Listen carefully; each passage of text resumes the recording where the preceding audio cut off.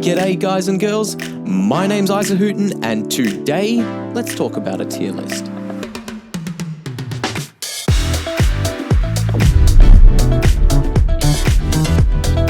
Hello, yes, welcome to the video, and as promised I am doing a follow-up to my expert mode boss items tier list. First of all, I have to address this. Holy crap, guys. This thing blew up. Thank you so much. I never would have expected this thing to get so many views. It's exactly like the comparison videos. They blew up over the past 3 years, and this video has got half their amount of views in like, wait, what is that? 1/36th of the time? That's crazy. Yeah, that's insane. What? Have you guys got nothing better to do? Okay, mushy stuff aside, let's keep this video short and sweet. A lot of you guys agreed and a lot of you guys disagreed with parts of my list. And since publishing the video, I have read a lot. I can't say all because I haven't read all of them, but I've read so many of your comments and points and ideas, and I've decided to make a revised tier list. We won't be going through the whole tier list today. I'll just address a few changes and trivia that I sort of found out while researching for this episode. And later we can also explore your guys' ideas for the expert mode boss items that I asked you guys to suggest in the comments for the Lunatic Cultist and Betsy. Before we even get into it, holy crap, you guys are so talented and so creative.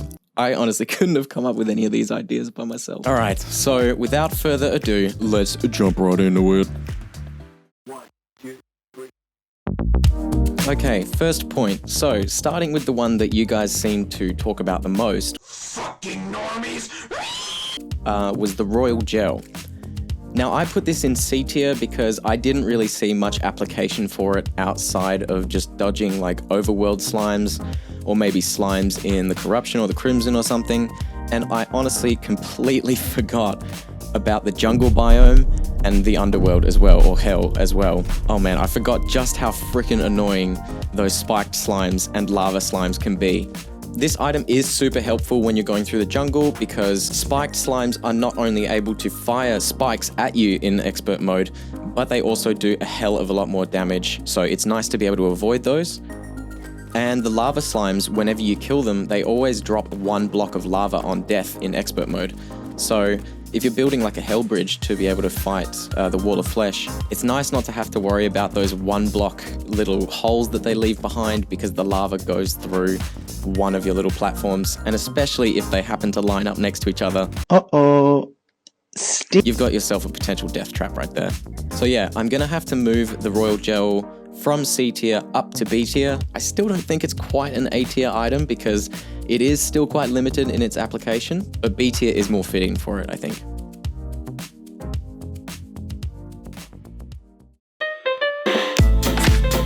Now, the other one that you guys got really upset about was the Shield of Cthulhu.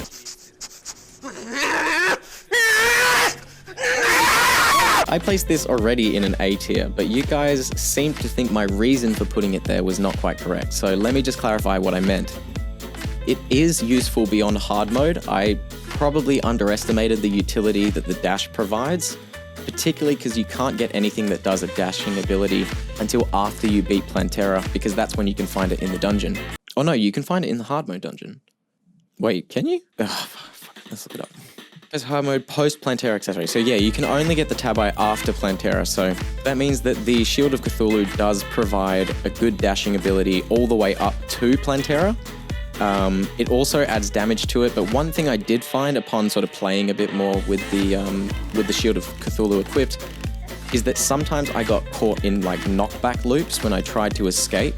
This was particularly bad when I faced like groups of enemies, as I just got like hit back into a corner and basically got molested. And it was also really bad when I was fighting bosses. For example, like Skeletron was a particularly bad one because as soon as I tried to dash, I would hit his hitbox, and so I would fly backwards but quite slowly, so he was always able to catch up with me and then pretty much just suffocate me inside his head. That sounds weird. All in all, I'd have to say that the Shield of Cthulhu is extremely useful, well into hard mode and potentially until the end of the game. However, it can take a while to learn how to use and get used to, and it can put you in a less than advantageous position if you don't use it correctly. But if you know how to use this thing, you feel like a goddamn maniac, zip, zap, zooming all over the place. Oh my god! Oh! It's pretty awesome. So, with all of the responses and having rejudged it myself as well, I'm going to actually up the Shield of Cthulhu by a whole tier. That's right, it's in S tier, baby, because it is one of the few early pre-hard mode, expert mode items that has the potential to be used all the way until the end of the game. So, good job, Internet. You win this round.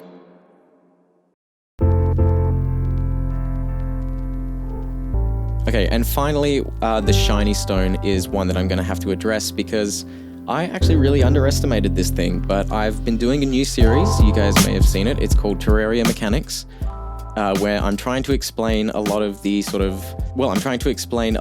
unexplained things in Terraria, and one of those is health regen and how health regen works, what kind of factors affect it, and how you can boost your health regen to be the best it can be. And so, of course, I looked at the Shiny Stone for this, and I realized that it does, and I realized that it does a lot better healing than I thought, and also synergizes really well with the Spore Sac. Just for a quick breakdown as to what the Shiny Stone actually does, it adds 10% to your current health regen stat as a passive buff, so that's passive, that's all the time, not just when you're standing still or not using items or whatever.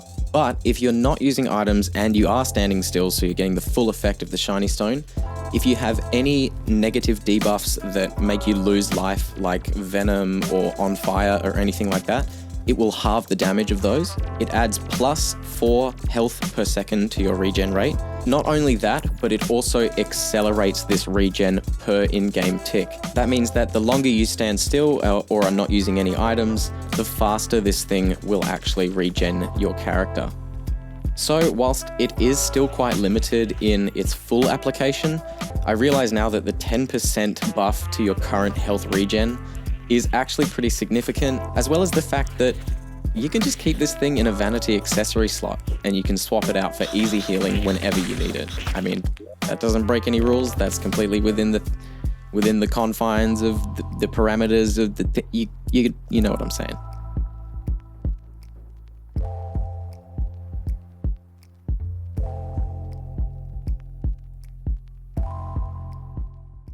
Cool, bam, well bam, that's all of the things I had to address about the tier list. So here is the revised tier list. I'll pop it up on screen right now for you guys, and I'll also chuck a link in the description to a Reddit post if you want to check it out there. But yeah, thank you guys for telling me about those things in a nice way or not. I still appreciate the feedback.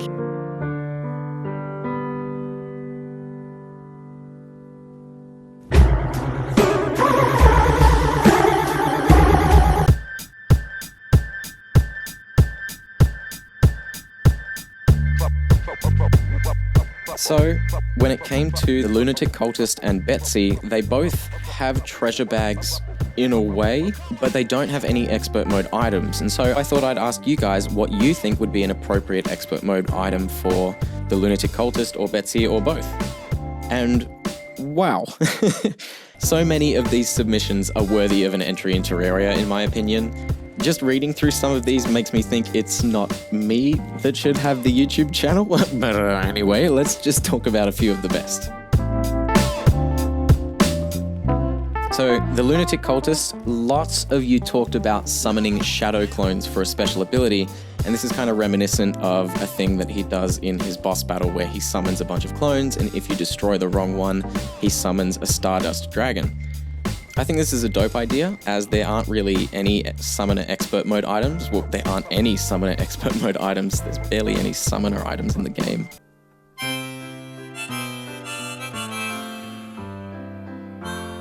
So this kind of item would be really good as sort of a pseudo Summoner ability, and can be very useful later in the game. It'd be super helpful during the Pillars and the Moonlord, just to have some automatic passive damage that you can just let go and do whatever. Now, a lot of you had different specifics about this idea. I'll cycle through a few on screen as this is going on, but really I would suggest having a look through the comments yourself. Some of them are really, really creative. Some special mentions here. Gameboy0101 said the Lunatic Mask, which is an increased damage to otherworldly threats by 15%. I thought that was pretty cool because not only does this apply to the lunar pillars, but it also applies to the Martians and it also applies to the Old Ones army because they're technically not from Terraria, so they're otherworldly threats. Yeah, I think that's pretty cool too, Game Boy. The rest of the ideas were along the lines of pets or movement speed buffs or magic damage buffs or stat boosts under particular circumstances like nighttime or during the invasions. So I'm so sorry if I didn't show more of these or talk more specifically about them. This video, as I said before, got way more views and responses than I was expecting. I'm only a man.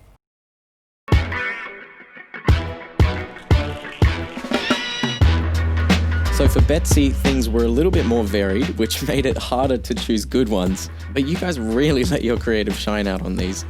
So a few of my favorites of these, one was from Soros21? Yeah, that guy. His idea was called the Heartstring. Enemies take damage when they touch you, and your health regeneration rate is increased. I do like that because it's kind of like a better Brain of Cthulhu, and that thing desperately needs a buff, or a better version of it anyway. But what's really interesting is that you can combine this with the Shiny Stone to make the Dragon's Heart Gem, which would have the effects of both of these items at the sacrifice of having slightly slower max regen than both of them. I see what you're doing. You're making it balanced. This guy, I see. Another good one that I saw was from Ethan. He said that a good idea would be like a lingering flamethrower effect. And I thought this could be a good idea because we don't have many weapons as expert mode items in the game currently, so. Speaking more generally, lots of your ideas seem to be fire-based. Gee, I wonder why.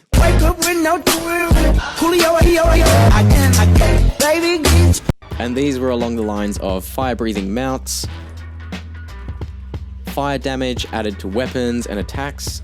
We already have this though, guys. It's called the Fire Gauntlet. Jeez, learn your Terraria. Okay, thanks. As well as other less exciting, but probably more practical ideas, such as getting more defender crests, or better wings, or pets, or along those lines. All in all, I'm absolutely blown away by the creative and thoughtful responses you all commented.